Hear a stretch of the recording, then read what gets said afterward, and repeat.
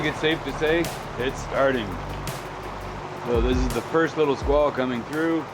At about 20, 24 knots maybe maximum on the first squall line, but it's coming out of the west. So that's something a bit unusual. We don't really see that unless there's something big in the area. So something is pushing us from the west, and we're getting lots of rain to start. Not sure if it's going to be very long-lived, but we'll see. But it's supposed to be like this for most of the first night, so just paying attention now. We already got the dinghy up out of the water and just topping up its battery because it was getting low, so I got it plugged into our EcoFlow, the Delta Pro, sitting there, and it was fully topped up to 100% today. And now you can see we're just charging the dinghy. So it's putting out 830 watts at 93%, and it's put in 0.25 of a kilowatt hour so far. So it's rapidly charging up our dinghy for us, so it'll be at full top up in case we need it for something. Right now it's getting a little bit low, so I want to make sure that we top everything up, and that's why I'm running the engine at the same time. It's the first dose of fuel injection cleaner going through the engine now, so hopefully that's going to clean up and help resolve that problem that we're having with the injectors and the black smoke. So for now, we just batten down the hatches, settle in for the night, and wait it out. Everybody else is downstairs chilling, just watching TV and putting away some more groceries and cutting up some vegetables and stuff for dinner tonight. So that's coming up soon. Oh, here comes Richie with his bubbles. Hey, somebody's not worried about the squall, are they? No. There's bubbles to be blown. Hey, bud. Let me make you some more bubbles. That's cool. Yeah, and as you can see, we're collecting water very fast. We've already got about 3 inches in that bucket. Oh yeah, very fast. About 4 inches in that one. Muy bien.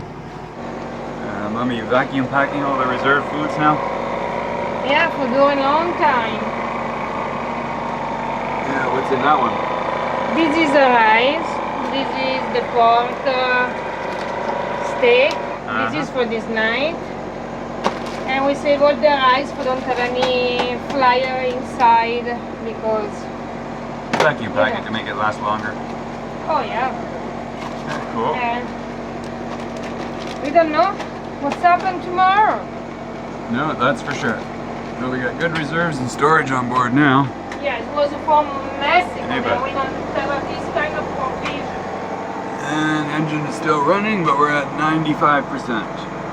You see we're still charging at over 7,000 watts. Yeah, that should have the engine finished in about 15 minutes.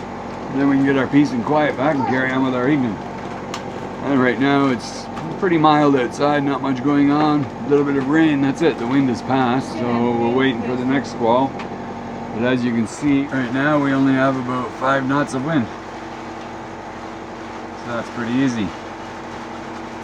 And we're pointed northwest.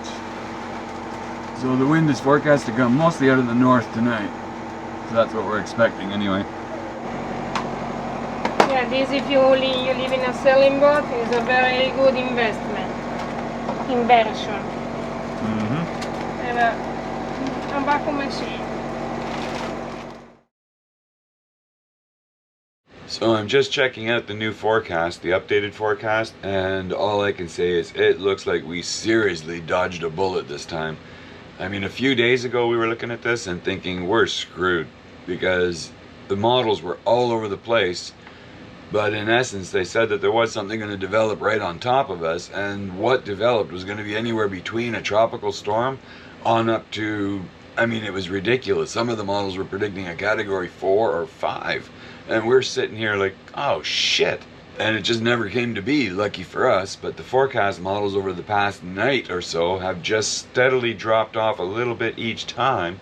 And now, if you look at the forecast here, you can see where we were supposed to get a lot of wind is right now.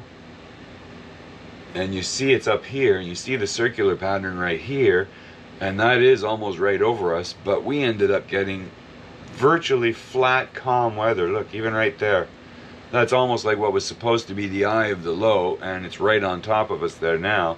So we got a little rain and a couple of squalls, but I didn't see anything over maybe 25 knots. So that's what I mean. I think we seriously dodged a bullet, which again was very lucky for us because we had to make the decision not to leave the island, because as it was developing and the forecast models kept changing, it kept showing this area down here between us and Panama, filling in with the tail end of the storm and becoming very, very strong. And I had to think seriously, especially with, you know, uncertain issues with my engine. Do I really want to take my family down into this and risk being struck at sea if this thing comes in and intensifies bigger or faster than we thought?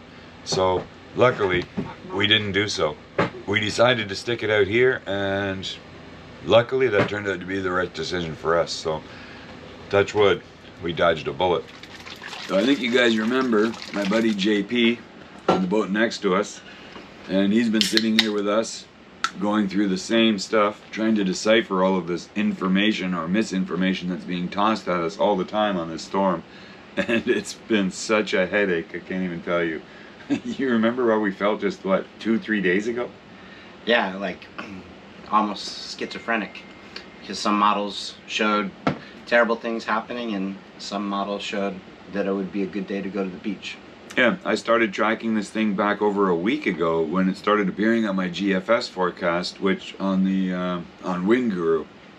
That's typically what you were asking me what I usually go to first. Usually I start with Wind Guru, and it's a prediction using the GFS forecast predominantly is what I stick to, because the GFS is usually the dark monster in the room. Yeah, and it's programmed to be that way, to basically kick something up for that warning reason. Yeah, it's the one that usually gives you advance warning, while all the rest of them are just looking at it going, nah, there's nothing there. And sometimes it's right, sometimes it's not. But the GFS was also the one that called Hurricane Eta and Hurricane Iota back in 2020 when all the rest of them were sleeping. Nothing else was saying anything until much later in the, in the week. But Eta and Iota both came at us in the same way. But the GFS was doing the same thing then as well. It was on again, off again, on again, off again. I kept printing out these weather charts every day, because one day it was saying 30, 40 knots. And then the next day it was calm and sunshine. And then the next day it'd be back and it'd be like 40, 45 knots. And the next day, calm and sunshine. I mean, that... For a while there, it got consistently showing that something was going to happen. I think it was Sunday, because we started getting our paperwork together to leave the island. Yeah, that was... we were planning a Wednesday departure, but I think it was by Monday that we were thinking that it was fairly certain we were going to go. Yeah, we needed to make the decision back last Monday or Tuesday at the latest, because Wednesday was the scheduled departure. We had our paperwork in hand. We were ready to go. But then the forecast started shifting, and then it started moving south of us. It was still showing there was a lot of intensity going to build, and they didn't know how strong it was going to be. But what do you do when you get trapped like that, and all of a sudden the forecast just keeps jumping around all over the place? There's no stability to it whatsoever. I mean, it was insane. But like I said, once it showed that it was going to appear south of us, and some of the bands would appear between us and Panama, just as we were scheduled to arrive in Panama or get close to Panama, it could have turned that last 50 miles into boiling water under us in a big, bad situation. So I just didn't want to take a chance, knowing that if we needed to motor out of it, and I didn't know if I could, and I got my family on board, no, it was too much risk. I think at that point is when I just decided, no, I'm just going to batten down here, and we're just going to make sure the anchor's set well. Yeah, I mean, the key is you have risks all directions. You have risks staying, you have risks leaving, and at that point, it was pretty clear that the risks leaving were greater. Yeah. We also started having some model runs come in. I remember there'd be 2 model runs on the GFS that looked like it wasn't going to be anything serious, and then all of a sudden one would pop. Yeah. And then, and up until the very end, that's what it looked like. And then when you look at the system and you go back at it, that little bubble just never went away. What, until yesterday? No, I know, it's been there forever. It didn't stop. Just got smaller and smaller and smaller. It was just there, like, torturing us, saying, yeah, I'm gonna get you, I'm still here, I'm coming, and it just won't let go. But man, we knew there were gonna be some squalls, but we were still expecting at least 40 knots in the squalls, and we didn't get anything like that. It was sunny, in fact, most of the day. Yeah, well, Honduras, northern Nicaragua, Honduras, Belize, and to a lesser extent Guatemala just got hammered with it. It all ended up wrapping, the moisture ended up wrapping around the north end of the system. Yeah, no developed storm, but still just a lot of moisture just dumped on everything. So we got some of that here, but not even that much. But that's why I'm glad that we decided at the last minute to stay here, because at least our support systems are here. If something came to fruition, if something did happen, you know, even if we had to get off the boat, at least we have a place to go. I got a place to say, Maddie, take Richie and go ashore. Right. You know, we don't want to deal with this shit with Richie on board. I can get some friends to come out and help with the boat. And at least there's support systems here, whereas if we got caught at sea, we got no support systems. And if something happened... No. And what we haven't mentioned, which was a big thing that we talked about a lot, was what I call the Otis effect. Because part of the problem was, after watching the system go from a tropical storm to a Category 5 hurricane off the coast of Mexico with not one single weather model picking it up and nobody forecasting it, and did that in 12 hours, then you don't know what you can rely on. And at that point, you're always kind of expecting the worst, because that just happened, which is going to make figuring out what to do with these storms increasingly difficult. Because if you're always assuming that it's going to be a Cat 5 over your head, then what do? Where are you going to go? Yeah, this is the issue now. We just don't know. Yeah, Otis, that became a big scary monster on the horizon there, you know, and nobody thought that was going to happen. And all of a sudden, boom, next thing you know, we get messages the next day, Acapulco's like gone. Right. Heavily damaged. Because of rapid intensification. And a lot of the meteorologists were talking about that with this system, is that the conditions were ripe. They have, I forget the language for it, but the air was going up. It was conducive to that, which is helpful for hurricanes. The water is at all-time record highs in terms of temperature. Yeah, this was another big factor. So it was ripe for rapid development. I think we got lucky, because when you go back and look at it, and there's a guy's page, I follow Mike's weather page, and he showed this, where there was some wind shear coming from the north side, which was, or from the north, but hitting the backside of the system, keeping it from spinning. And, you know, as we know, you need spinach for hurricanes to develop, and I think that's what ended up saving us, but that was, you know, not really in the forecast either. Right, right. So all of this is not in the forecast, so what are we going to do? We're going to talk about all the models that we read, and I'm wondering to myself, why are we even bothering? Yeah, even the averages from the last models, they all said nothing. Only the GFS was pointing towards something coming, so that's why everybody battens down, because, you know, I had learned to take the GFS seriously, even if it may not happen.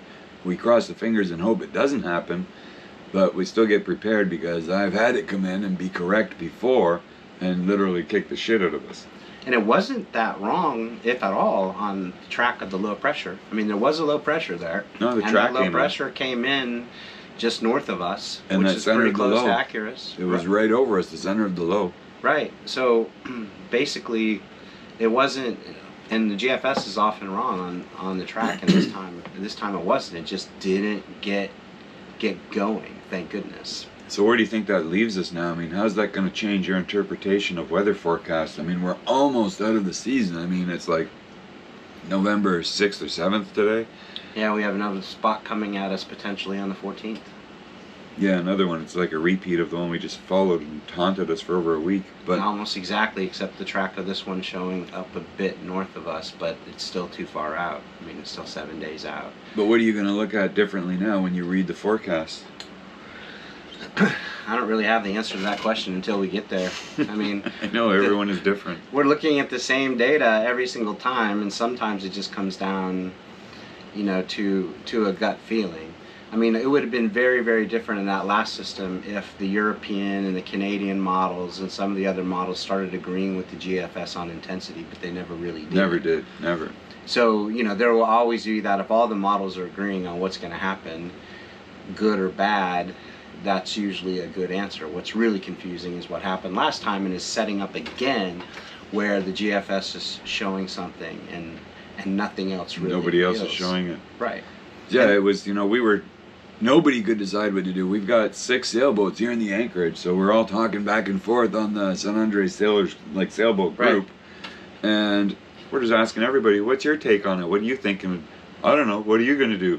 I don't know. What are you going to do?